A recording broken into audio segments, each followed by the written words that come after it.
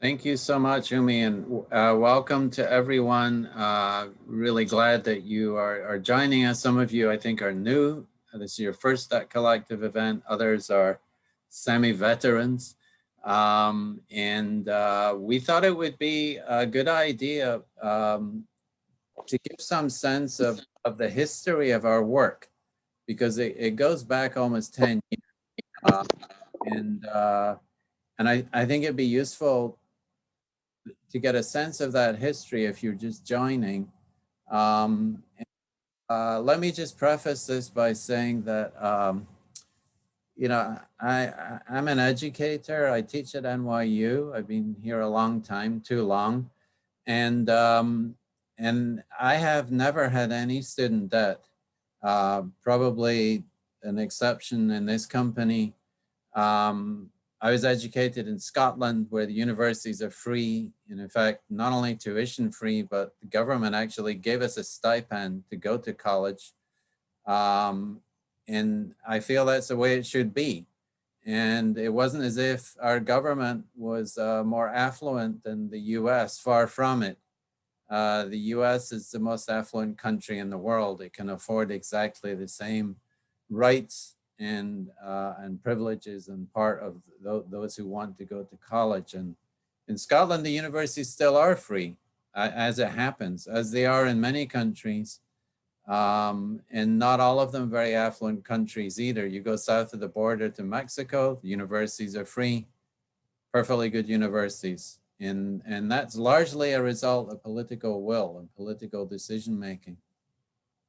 So I'm going to share a screen with you because I'm going to give you a sense of our history this evening, which might be useful for those of you who don't know too much about it. Before the Debt Collective, of course, there was, hold on a sec. Before the Debt Collective, there was the Jubilee South movement, which was an international movement to get debt relief for global South countries. And that's where a lot of the resistance ideas and arguments that we build on actually come from. And Jubilee South was most active in the 1990s and also in the 2000s, and has succeeded in, getting many billions of dollars worth of debt relief for some of the poorest countries in the world.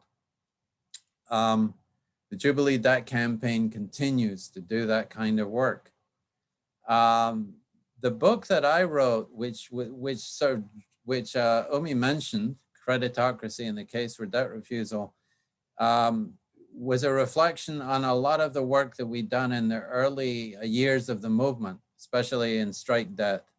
But it also drew on some of the arguments that had been put forth during the Jubilee South movement golden days. And these arguments have been made on behalf of sovereign countries and their sovereign debt. And in a way, a lot of our work has been to try and translate those arguments into the realm of household debts, and student debt being one of those, but there are others, of course. So that's been the challenge we've built on, but I wanted to mention that prehistory because it's important. And one of the, the slogan really of Jubilee South was "Don't owe, won't pay." There's a moral position taken around the question of whether these debts that have been racked up by global South countries were legitimate or not.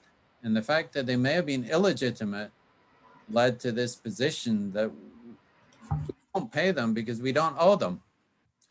Now that is, that's a slogan and a position which overlaps with the Debt Collective's, most recent book, Can't Pay, Won't Pay. It's a slightly different slogan.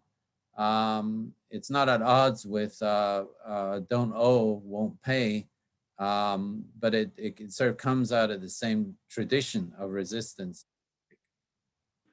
Now I'm going to start with, Occupy Wall Street, because a lot of our work really began in the first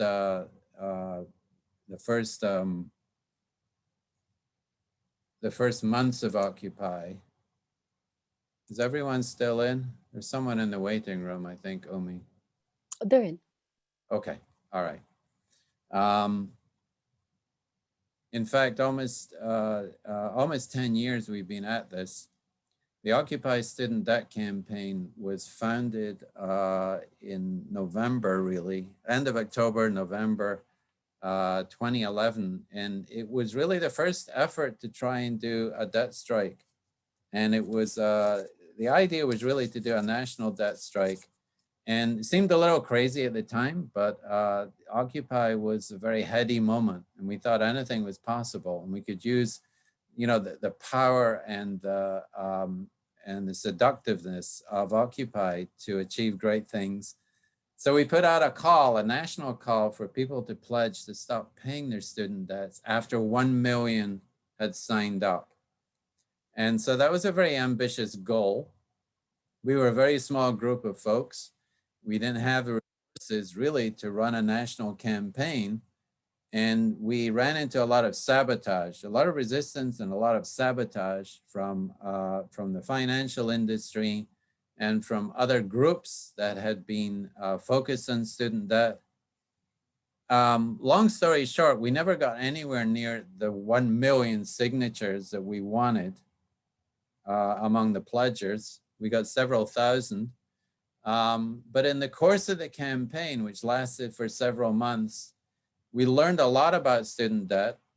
We learned a lot about the financial aspect of student debt. We learned a lot about the psychology of debtors. And we learned something about how to organize. All of that was very important information and knowledge that we garnered. And in the process, because we got a lot of publicity, in the process, we managed to raise the profile of the student debt crisis in the public mind. And so it became, you know, a thing. It was still very much on the margins, but it became a thing. And when the student debt, Occupy student debt campaign wound down, and a lot of other Occupy groups wound down at the same time, a small remnant of us joined forces and created Strike Debt, which is the second group in this story. And Strike Debt adopted, you know, the red square as our marker. We still use the red square to some degree. It originated in the Montreal student strike movement. And the red square, the four corners of the red square are supposed to symbolize 4 different debt classes: student debt, housing debt, credit card debt, and medical debt. Because our perception, our analysis at the time was that rather than look at specific debt classes in a silo type fashion, we need to look at how debts flow through any one household. And if you're looking at household debt from that angle, you can see that all these debts are interdependent. And a lot of them end up in people's credit cards, but it's somewhat artificial to segregate them in a way. So we tried to have that analysis in Strike Debt of the interdependency of debts. We started off doing debt assemblies in New York City parks in the summer of 2012. And we developed this ritual of coming out about your debt. A lot of people initially were very reluctant to speak about their debt in public because there's a lot of shame and stigma attached to being indebted. And speaking out about it became a kind of ritual. Speaking out in a supportive setting. And Umi, you see Winter there in that picture on the right-hand side. I'm sure that will give you a kick. We also developed a lot of iconography and visuals around Strike Debt, which included a lot of burning.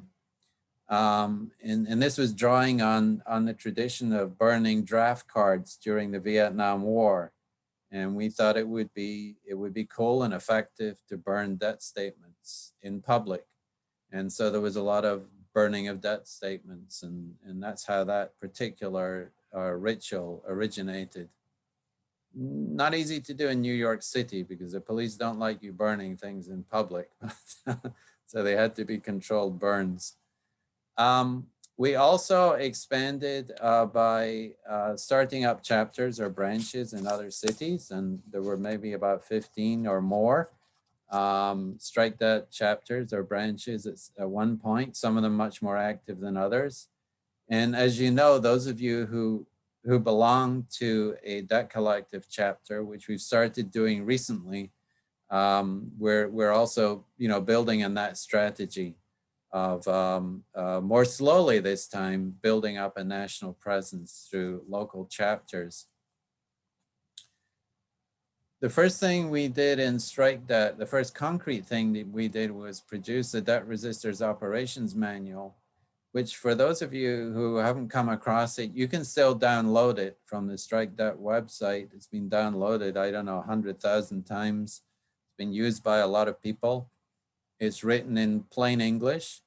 Why? Because the language of finance is designed to be obscure.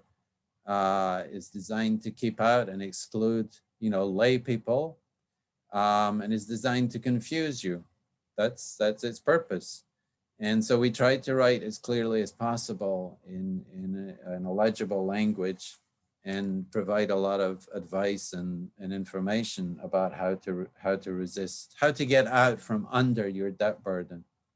There's a book version of that which is available, a slightly expanded version, which Haymarket, I think, published. If you want the book version. First anniversary of Occupy, everyone went home with a copy of the Debt Resisters Operations Manual. It was something concrete to give people to put in their hands, and it was considered a big achievement at the time and is still used.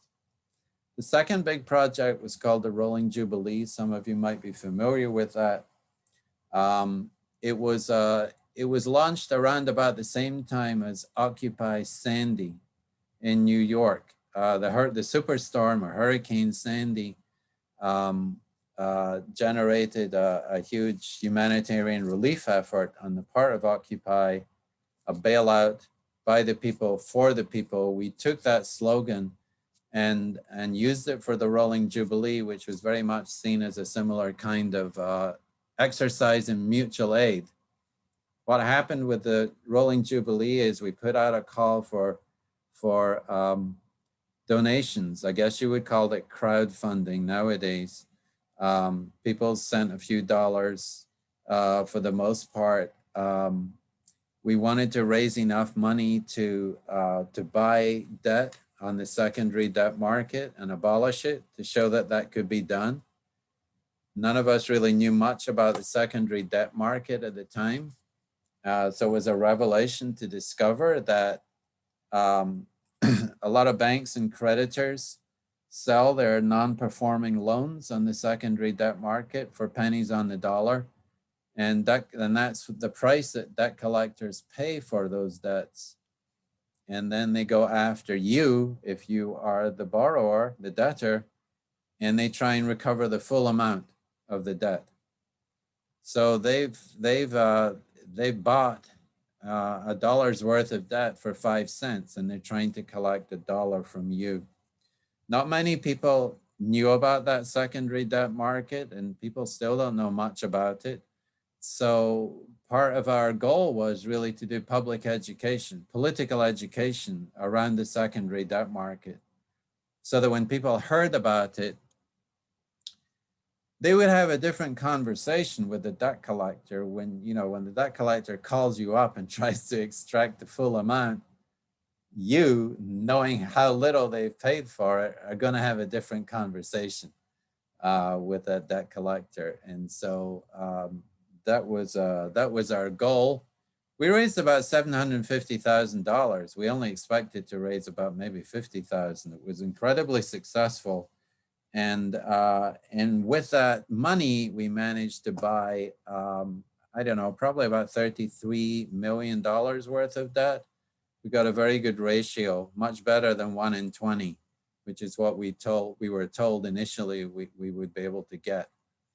This was a very attractive idea to people.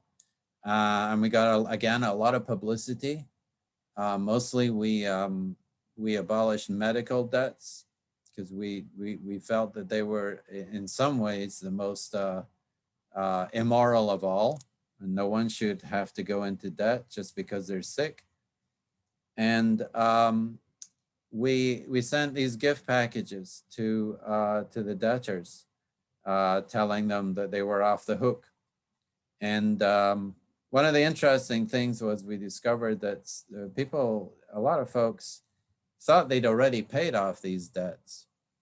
And in some cases, they were probably right. The debts had continued to be sloshing around in the secondary debt market, and the collectors buy them in the hopes of persuading you that you're unsure about whether you paid them off or not. That's the way debt collectors work. We wound down the Jubilee after 1 year because we didn't really want to be spending a lot of time doing that. That was not our life's work. And it's not a very pleasant place to be. The secondary debt market is full of bottom feeders and you know, highly immoral people. So it was difficult to, it was really difficult to come up with something after the Jubilee that was going to generate interest and energy for us. And we also had some internal factions within Strike Debt. And so Strike Debt slowly fell apart in the course of 2013, I guess. And the small group that was left, we decided to form the Debt Collective, which is, you know, the beginning of the Debt Collective story. And instead of starting, you know, so ambitiously, with looking for a million student debtors to strike, we decided to start from the ground up and start with a very small number and build this organization in a more organic fashion. And that was having learned our lesson from, you know, starting big and aiming big. And I say that, even as I say that, I want to point out that some of you might know that 1 million student debtors default every year. We never got near our goal of 1 million debtors. If we had done, they would have all defaulted together instead of individually, which is what student debtors do at this moment in time. And it doesn't have any political impact. If 1 million had done so together, then we would be having quite a different conversation today. Anyways, that collective was formed during a retreat in Southern California. And in the course of that retreat, we made contact with several student debtors from the Corinthian college system. They'd been scammed and swindled. They were very angry. They didn't know what to do about it. And they had no history of organizing themselves. So we decided that we would help them organize, give them some legal services and some publicity. And they formed the first debtors union of the Debt Collective. And the Everest Avengers was the name they chose, because Everest College was part of the Corinthian system. And in November of 2014, actually earlier than that, they decided to go on strike and showed up at the Department of Education in November of 2014. Here's a picture of some of them. Some of the original 15, and the numbers grew over time. And they developed their own sense of militancy and self-purpose, as you can see. And they were very solid, established a lot of solidarity among themselves. And around about that time, we discovered this loophole in the Higher Education Act, which applies to student debt that's incurred under fraudulent circumstances. And and impels the government to discharge that debt if students can prove that that's what happened. So we developed this borrower defense repayment claim form and helped thousands of student debtors file those claims with the Department of Education. And long story short, the Department of Education is on the hook for more than $1 billion. And the only reason that hasn't been paid out is because of the obstacles put in its path by the former Secretary of Education.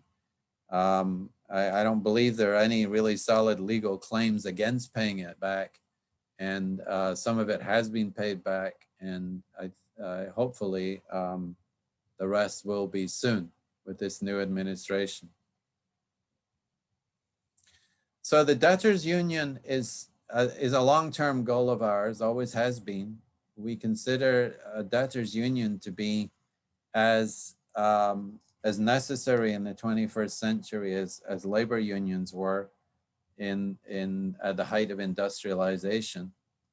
In fact, we see debtors unions as it really is an extension of labor unions, because when you sign a loan and when you put yourself in debt, you're basically promising your future wages. That's what debt is. It's your future wages. It's labor. You're promising to do labor, and the compensation for that labor you will use to pay off this debt. So there's a certain natural continuum between the debtors union and the labor union. There are differences in how you organize around debtors as opposed to organizing around workers. And that's a long-term challenge that we're trying to work through now with the launch of the Debt Collective Debtors Union.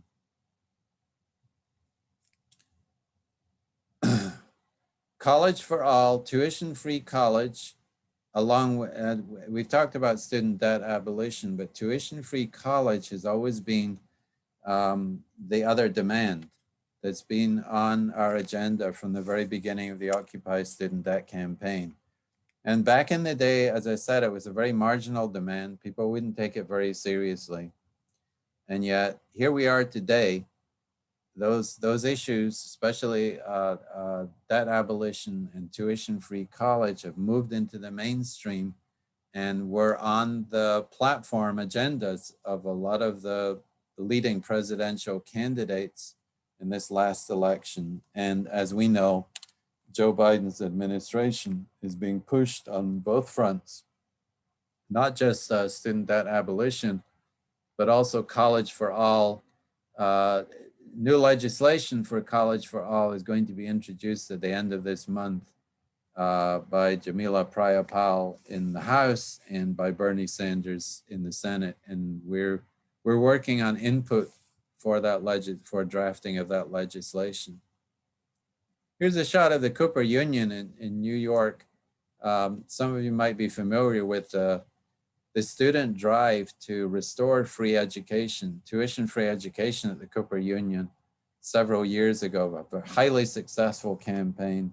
And Cooper Union is one of the very few entirely tuition-free colleges in the country as a result. Here is the launch of the last version of College for All legislation, with some of our Debt Collective members in the background there and members of the squad present. They fully acknowledged that our work had pushed them to get this legislation into the House and into the Senate. And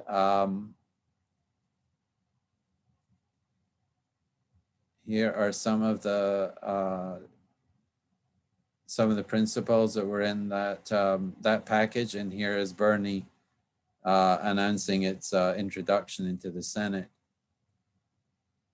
Coming up to the present day, I'm sure you're much more familiar with the Biden Jubilee 100, our current campaign to pressure sleepy Joe Biden to come through and deliver a substantial amount of debt relief. Our position is that he should cancel all of it. as you probably know, there are other advocates who would settle for less, but our position is that all of it should be canceled. The one last thing I want to say has to do with reparations. A lot of our conversation about tuition-free education has revolved around how to include reparations, and it's an issue that is very important and is becoming more and more relevant and insistent. And we actually we did a conference last year, a little over a year ago at UCLA, where we were trying to work out some of the principles around what we called reparative public goods, reparative finance. And a lot of this has to do with how to acknowledge the legacy of past harms, especially racialized harms, relating to the exclusion of minority populations from the higher education landscape. And also in the case of past harms to indigenous populations, the legacy of land theft, since so many universities and colleges in this country are built on stolen land. Our thinking is that you can't really have a debt jubilee and a tuition-free college agenda which does not address these unsettled claims. They're ongoing legacies from the past. They're legacies from slavery, Jim Crow, mass incarceration, and their legacies from land dispossession. And you know, individual universities, I'm sure you're probably aware, individual universities have taken baby steps towards settling some of these claims. Georgetown was probably the first to produce some kind of reckoning with its entangled history with slavery. But we feel that federal action of the settler state, it would be much more significant politically, economically, and socially. And that's our current thinking on this topic. Movement for Black Lives is, of course, on board and aligned in a similar way, as is the Red Nation, whose Red Deal features some of these principles also. I've probably taken up too much time, for which I apologize, but it's a long history, and I wanted to give you a fairly full sense of some of the lessons that we've learned along the way, some of the mistakes that we made, and help you to understand where we're at today and the movement that you're joining, some of you for the first time today. So happy to address any questions or comments, and I'll stop this share here.